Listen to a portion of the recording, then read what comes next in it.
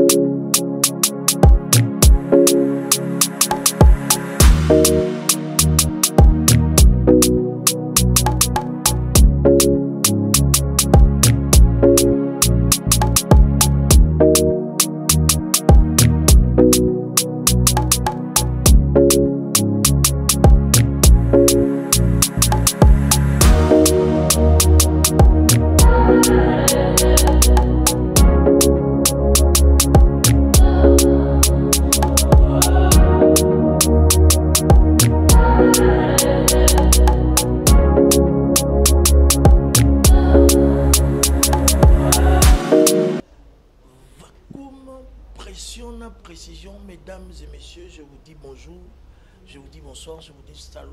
C'est par laquelle vous allez suivre cet entretien, cette émission spéciale en direct de SKTV officielle, en direct de la Silo et TV, en direct de la CNTV canal numérique télévision, pourquoi pas Vacuum TV officiel. Mesdames et messieurs, l'amour transforme les choses, l'unité égale à l'amour. Cet amour-là qui nous a poussé de venir devant vos postes de télévision pour vous parler de tout et de rien au travers vos écrans pour cette grande célébration, pour cette grande activité au Salama Wapi, la stade de martyr. C'est 19 mai, Motoa Zangate, Motoa Betololi Soloté. Mesdames et messieurs, je vous avais dit, la réserve de l'Éternel, le pasteur Moïse Mbi, c'est le paix qui nous reste. Tout Borbatelae, tout Lingae, tout Sibenae, il y a un moment de choc au Tobimi, tout bon sur quand même, les accompagner, les accater. Parce qu'on était en mission à l'extérieur du pays, tout Zonaki, à l'intérieur du pays aussi, dans nos provinces, tout à Kinshasa, pour te passer certains éclairages. Parce que cet après-midi, cette soirée, j'ai le grand privilège de recevoir un frère, un ami d'enfance. Vous comptez très bien, tonton Espérant, à qui j'ai dit bonjour mon écologie. Bonjour Lipassa. Toujours bien vêtu. Ah oui, hein, ça c'est l'école. Mais ma soeur n'a pas compris. Nous aussi là, toujours catalan, toujours vidété, aux araboués, toujours la tête haute. Focus boulot, focus restauration. Mais là, on se l'autre question, il y a qui t'étaient pour aller. Pour vacuum, mais ils ont continué. On s'y manque à dire. Donc, moni. Kolo boulot à kolo boulot. Sorebi Moussa na yo zo respecté yango. Au moni que attendez no tombete. Donc surtout zara tozo kubara c'est parce que to respecter boulot mais lelo délice arlo son na longoli 5 aux aïbo été. C'est ça. Pour la nino to fandi si vacuum meza o yebi boulot na yo ozo continuer ko bakisango ils ont continué comme matin. Il y a un moment où ils ont posé toi à boya. Bon et bien même si on va boulot bien tout va attendre ban chiki tes alors va tenter espérant ban chiki na bio azali ban chiki na so azali à quelque part bio so qui n'est en voulu il faut savoir ban chiki na so na cité la vie surtout ban chiki na so mais tant comme il y a un moment ban chiki na so espérant au moins ba tout mususu na lobara ngala ça ma semana lobi ngata na komi gouverneur la ville au moins ba na chiki na biso ba oya la capitale na biso oya lukanga au moni boulot yango bariviste bayepe mwa trop moni jomongo boye apeye caméra na ye abengi petit na ye mwa quartier afilma na bafeti na bamatanga ye kaka lesimba toleka or omonake boulot oyo bato basalaka yango mpona passion omonaka bango bambula na bambula mais bato bayaki parce que vent moko ememaki bango yango zoma lelo badesar ekomi ebele na batelevizio nga non tobandaka tv eske makambo ya mutangalisation ezalaka oyoka yango wapi et puis tout ça impact sans Android ni Facebook ni WhatsApp YouTube n'en parlons même pas mais toi tozali dans la bakombo na biso et ti lozomona to garda cap na biso to vanda donc c'est parce que non seulement ça boulot to kendela en classe mais ça boulot to botamaki nango et le Seigneur savait que ça m'ambatango papa yo mo lobiti to ça rande la génération est combien? La génération est belée. Mais tout ça, la génération Android, la génération mutangalisation, la génération ma préparation émission. Mais nous, jusqu'à présent, on prépare les émissions. Mais papa, mais fondement dans le fond, dans la forme. Et puis le reste, c'est un enfant rara. Banakin bidimo boye bidimo maintenant dans l'obité. Non, dans l'obité, mais tu es déjà. Merci beaucoup, merci beaucoup. On est avec Tonton Espérant en direct de SKTV officiel, en direct de Vacuum TV officiel, pourquoi pas sur la CNTV, canal numérique télévision, la radio Trinitas 102.2 MHz et puis Siloé TV, pourquoi pas Shalom télévision. Tonton Espérant, événement le 19 mai, la stade de martyr. Que demande le peuple? Le peuple demande la réserve de l'Éternel, le pasteur Moïse Mbié, en spectacle au stade de martyr. Mais ils ont bien boycotté l'événement. Il y a tout parce que l'émission spéciale pour ça, j'ai des questions-réponses. Pourquoi Moïse Mbié est dérangé à Kabat? Mais Moïse Mbié, il faut être dérangé parce que mon Bible et lobby, la lumière et les ténèbres, en tout cas, la Moïse Mbié a un côté à la lumière, Bamsuba a un côté à la ténèbres, il y a des autres dérangés. On remarquera même l'antique. Son antique, bobandi examen, son moins son chic n'a pas sali interroté, bobandi n'a bien été. Tant qu'on sali interro après matière, son commence à 10 000 qui va linguer le boule. Pour y avoir à 10. Ndé yangote, au moment Moïse Mbié, Aza, on a bien rien moutouté, c'est une étoile. Tu vois l'étoile quand l'étoile brille. C'est tout le monde à l'ingénieur au vivre l'éclairage et il y a c'est comme ça que tu vois que tout ce que le pasteur Moïse Mbié fait dérange. Ça ne dérange pas parce que lui veut que ça dérange, mais ça dérange pour na eloza katinaye neza kocha bato mosusu mal à l'aise. OK. Au travers de cette émission, au travers de nos chaînes partenaires de Luxe Arlobotis, de l'homme de Vacuum, Tonton Espérant, pétri de talent dans l'audiovisuel. C'est donc vous êtes en train de voir, mesdames et messieurs. Le pasteur Moïse Mbié, la réserve de l'Éternel, a une double casquette. Parce que c'est l'artiste prédicateur. Mais mon colonne a un étant chanteur. Il y a un événement où ils ont une couleur Moïse Mbié. Tu es déjà dans un chanteur, tu es un peu prédicateur. Il y a deux casquettes, ça veut dire quoi? Tu es un chanteur, tu betindoule.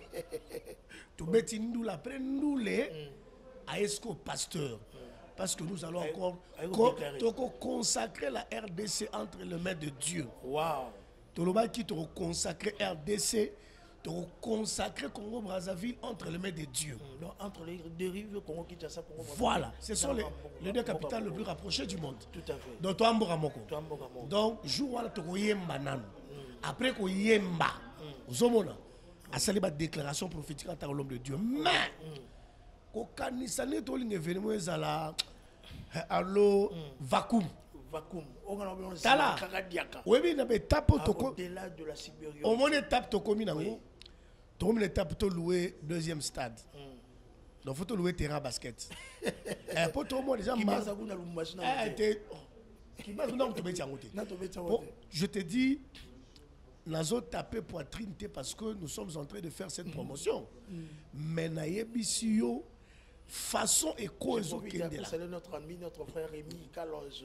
Donc façon biloko ezokende là. La yebisio qui est mystique. Imagine que les différents pays africains bazo bongama pour la délégation na bango. Ba yo ebi ngamo na okendo conduire délégation à Brazzaville. C'est ça. Ebi ke ngamo déjà na bongami na milengeli na uti kuna déjà.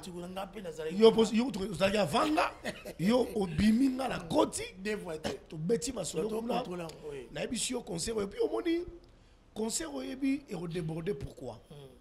Et qu'on débordé parce que ce n'est pas le choix de Moïse Mbié de jouer au stade des Martyrs. Batunde basengaki ngano to ba pandi sango c'est ça to mona ta ba ndiko na biso betaki awa fali abeti d'ailleurs pasteur Moïse Mbié bana ko senga ye depuis fali abetaka na invité so ki na neni en 2022 si j'ai bonne mémoire c'est ça depuis abetaka de ba remet ko réclamer ti faire abeti héritier foisé quoi mais les chrétiens se sont dit pourquoi pas biso peut célébrer le Seigneur dans stade de Martyrs comme les autres et la réclamation était Moïse Mbié. Merci de ton espérance. On continue dans la ville d'idée. Bien, mesdames et messieurs, partout vous êtes entre deux messieurs.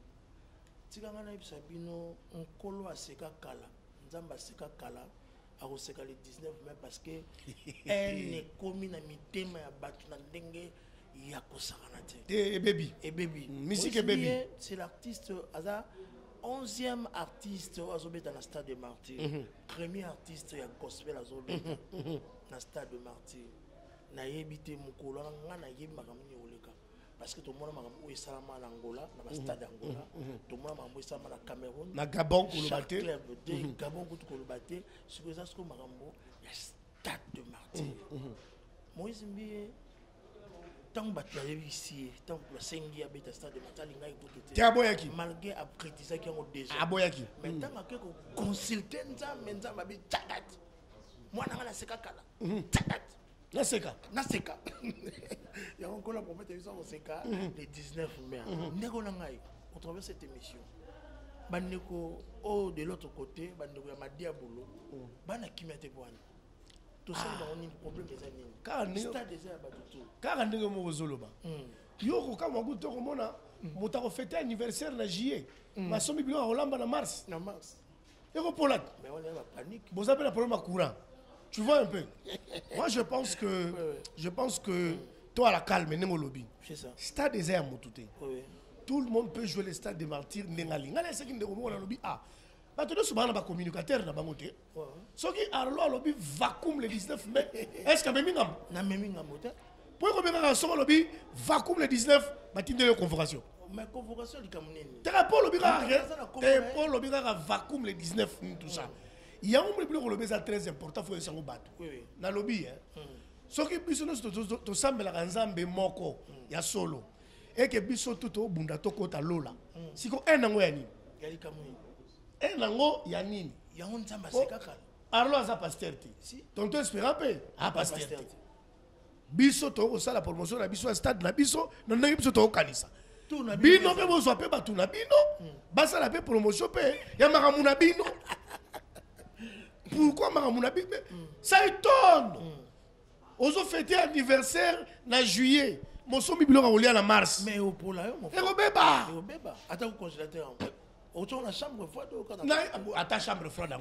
Ce qui peut glacer, c'est qui va casser.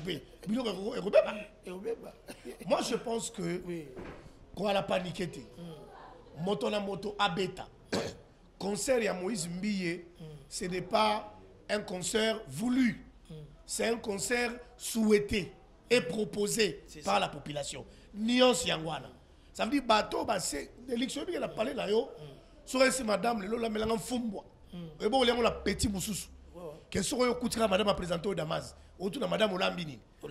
Si vous avez une population de Balobi, Bisson de Toye, Kosenga, Olobi, on a après des actes. On méritait tout le temps de sa stade. Oui, et ça va disque.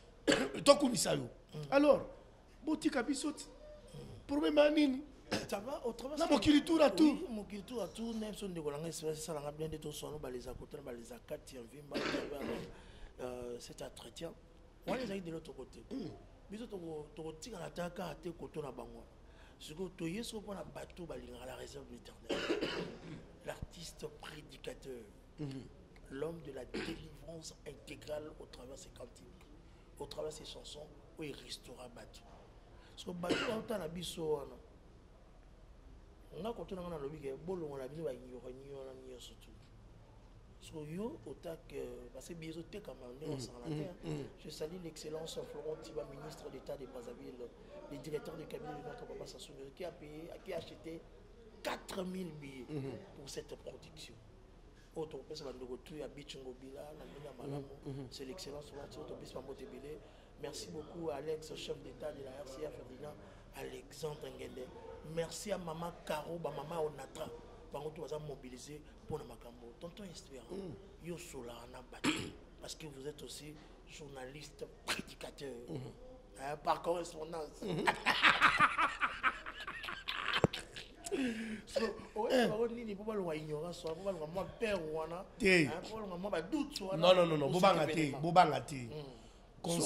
Concert le 19 mai aura bel et bien lieu au stade des martyrs.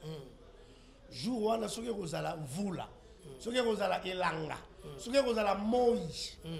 Rendez-vous parce que ebele va rozala ba campagne mabe pour dire que concert rozala te na mo muso alobio concert à Moïse Mbi eza le 20 te le 20 eza lundi. Concert eza dimanche le 19 mai. Somba billet billet à 5000 francs pour la biso bata grand public. Monsieur Bato Tolingara Loyenge. Yaka, on va célébrer les Seigneurs. Qui sait ce qui est Rosala délivrance dans Mukoloana? Qui sait ce qui est Rosala délivrance à RDC? Qui sait ce qui est Rosala délivrance à Afrique? C'est ça. Tala ndenge ba délégation eza komilenge la. Yaka Ndoule ezali. Kende kosomba billet na yo na cité Bethel. Billet zawana. Bandeko na ya Zandu. Ba billet ko na Zandu. To compte ici. Na ba station. Na ba alimentation somba billet. Na Brazzaville. Boza na ba lia ko somba billet. Somba pe billet yo motolinga VIP. Ou somba à travers Helico Cash. To ko le rana na ba agence ya Robank. Ou zo billet kuna sans problème. Venez le 19 mai. On va célébrer le Seigneur. Tant que on mérité le Seigneur Andi Mapena que a mérité to tonni sa martyr pour to kumisayi mais ngana zolo bango arlo to zolo kana TVT pour to posta de tonda to zolo kana TV posta de débordé pour ko tonda et ko tonda mais faut stade wana est refoulé débordé mais quand j'ai libanda faut to zo na terrain basket to zo na terrain on a basket choix exacté. Au sali peut faut pas boy, au tali concert la paix victoire. On a tel bébé. Waouh. OK, on met tout là, la paix victoire, c'est ça. Donc Toroya wana on va célébrer le Seigneur à mort comme on l'a jamais fait. Yo zara pasteur. Oui oui. Aux hommes ba préparation ça. Aux autres la répétition, soukaina, spectacle. Chant. Na longo loma amboki pasteur. Hein? Moi je m'y anduliste. Yo no komi. Am musicien de anduliste. Nduliste. Je t'ai quand la benga skonde bayanke babenga kai. Ndel bayanke balobaka. Te Joan anduliste. Wow. Ayebi ndule. Wow. Donc to beta pe la musique. Même si pasteur, on est un stade de martyrs. Ça veut dire aussi na solo et beti, photo rabana et beti. Donc bon yo rabana musique à mikolo. Et en dehors de la musique, vous avez maman na spectacle. Parce que vous avez concert, vous avez nzamba ebisa ki ya salango ndimi ya salango eza concert à carrière là.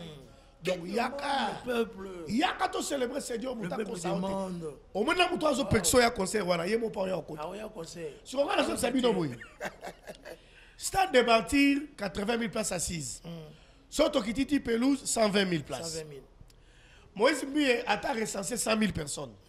Ceux qui ont 20 000 pour la curiosité, pour la souke au tonda, beaucoup mis 120 000.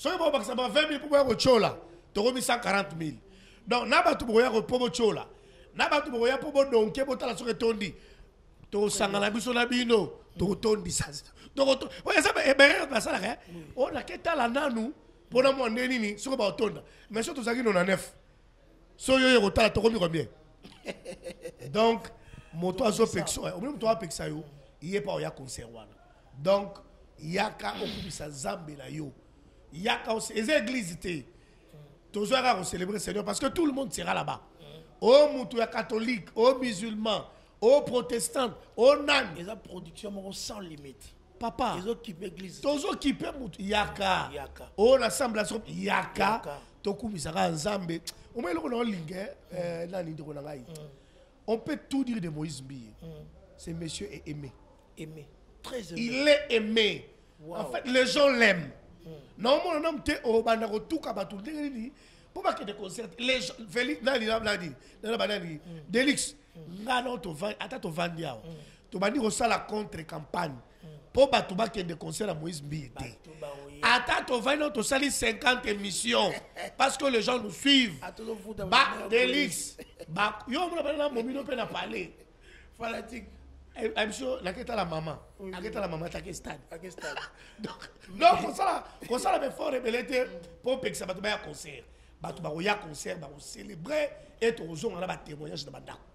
Merci beaucoup tonton Espérant. Donc mesdames et messieurs, quand on est entouré s'appelle les bandeliers, la raison de l'Éternel le pasteur Moïse Mbiye c'est le paix qui nous reste. C'est une star légendaire. Patrimoine national. Donc deux fois côté. Donc Mkolala et Rosala autobé en Ziman Kakadiaka. Si le lot affiche à Jean Abon et Moïse Mbiye, il y a la réserve de l'Éternel bon et Zalati. À ça les chansons Abomi beau parce qu'il est beau Abomi aspect naïf physique.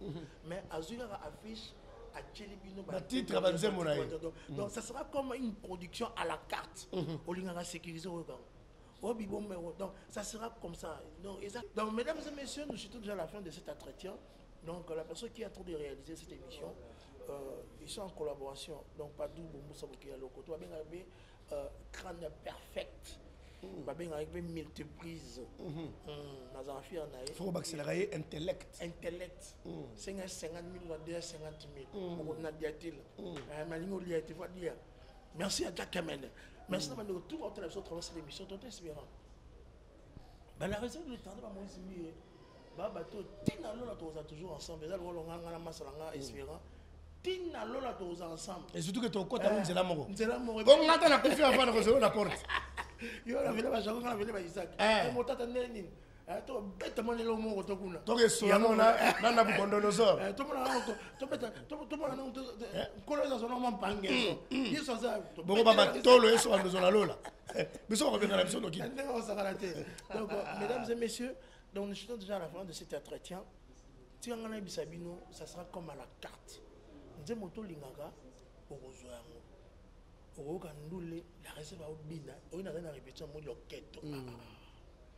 Azo Kangili Butabo, non. T'es aux amateurs à Moukolango. On a un mot d'un concert. Il y a un poto Kabwana Nabino. Poto Kabwana. Na Pesibino Be Challenge au Ibo comme la Bisso. Talabiso na SK Télévision. SK Télévision officielle, la Silo TV, Talabiso na la officielle. Talabiso na CNT, na canal numérique télévision. Na Pesibino Be Challenge au na Banana Masalanga. Pour cette grande célébration, événement à mon nene à taille. Il y a aussi boulé Moïse Mbiye à Kotanen. À Bima Mabele, à Kitalase, à Kota la République. Parce que ça me passe. Oui, ça. On vous poser la question trop importante. Ah, zela. Zela. Un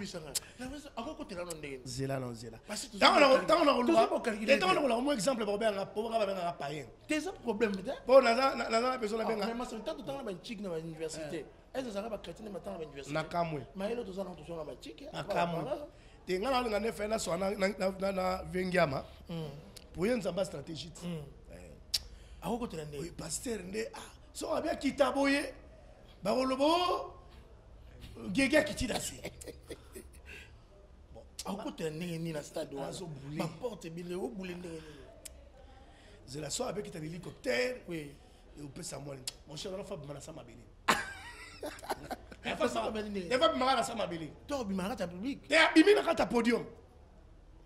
Ah. So bandero bino autant na biso. Un spectacle de. Comme na biso na SK télévision officielle, beaucoup na biso na Vacuum TV officiel. Pasteur Moïse Miboli. Entrée na ye ezala ndenge nini. Son entrée beaucoup continuer na stade des andenge. Et puis avec quelle chanson t'as espérant? Ah, c'est la. Selon yo. Moni nzembo fo akota nango. Pour acteur de. Et wana zaka nango. Fo akota na. Kuna likolo ozolala te. Munduki ya. Oza mama na munduki. Papa me boro na musique te. Tant tout mama boko twanika. Zambe malamu. Mais stade wano kala. Mandela nanga. Papa, mama il faut qu'on si on dit pour pétanzer mon bien. Faut pas ça mabili. Waouh. Faut podo me panza na mon cher. Na boule sous sécurisé. Na boule sous chalet. Na boule bibo maboma. Regarde la chanson. Jusqu'au soir. Regarde la chef-d'œuvre Moïse Mbi. Mais papa, Moïse Mbi a Moïse Mbi a combien tabanze wa ko banda ko yemba leloti lendi okuba. Mais papa, Azan a répertoire et puis toutes ces chansons sont connues. Wow. Et banignoso. Donc en tout cas, moi je suis en train de réfléchir. Mais il faut que soit vient nga ngama makanda we une stratégie mo. A bien une stratégie. Na ye barara ndenge nini. Entraîner au côté la ndenge nini. Et puis nous le besoin challenge. Et un challenge. Yo pe bisabiso à kota ndenge nini. Comme ça azoba boule. Biso to ko bisela yango déjà. Comme ça ye bara ye mo ndenge nini. En côté le stade des martyrs. Merci de retour aux autres à travers le monde, à Bruxelles, à Luxembourg, à Paris, à diaspora. En Afrique, c'était de luxe en Lomotiche, nous avec tonton Espérance. Challenge, on a bon mythologie, pour que ça soit les candidats, ni la réserve à la stade. Avec quelle chanson peut qu'on restaurer ça? Moi, dans Boka, on a tenu Botondi, Toto Nani Botondi, on a posé certains éclairages. Papa, maman, bandou les belles bêtes dans la stade de Martin Abisso, bête à la sécurité. Mais Moïse, mais sécurité, c'est costaud dans le dernier au Bino va partenaire pour son barbier. Bino va toujours bien rabattre, c'est le moment. Aux âmes, on a dit que nous avons soutenu événement. Ah, Biso va bon, on a besoin de bon à Makiladi. Et ça va bon au Moutanzoa dans Motokinaï. Et puis, il ne pêche pas à te droit d'entrer. 5 000 francs, ils ont bon approche à l'école. Bata 120 $, bah ça dit 180 $. C'est notre dimension et responsabilité nous avons l'événement pour honorer Nzambe na lola et puis c'est grand homme de Dieu qui est l'artiste, prédicateur, la raison de l'Éternel. Moi na mona suki na ngawa. En tout cas les fort. Et ma soloise belle photo zonga susu. Donc tozo beta ma solo le 19. Ma soloise en tout cas na sera ba na Nzambe bongama bien, j'aurai déjà position, somba bien na yo. Concert ezali le 19 de stade. Et puis moule embêté. Telo rezate. Dopolate. Et lo royate to yandule bien. Ndambeta. Ndambeta bien. Tozongi pe bien. Ba o moule embêté keza makam na bango. Biso moule embêté te to lo bien on ngai. Nzamba pamba. Prophète mongolo. Que Dieu te bénisse. Mesdames et messieurs, allez-y que je dis, je parlais, je finis, fin de citation. Tchikita tchikita. Tcha. Vacuum na pression na précision. Soki Marcelin Boule beta ki bisote. Soki bandeko ya madia bulo bala panique tali bisote. Ofuni nga ngabi na fundi yo. Ciao lao. Thank you.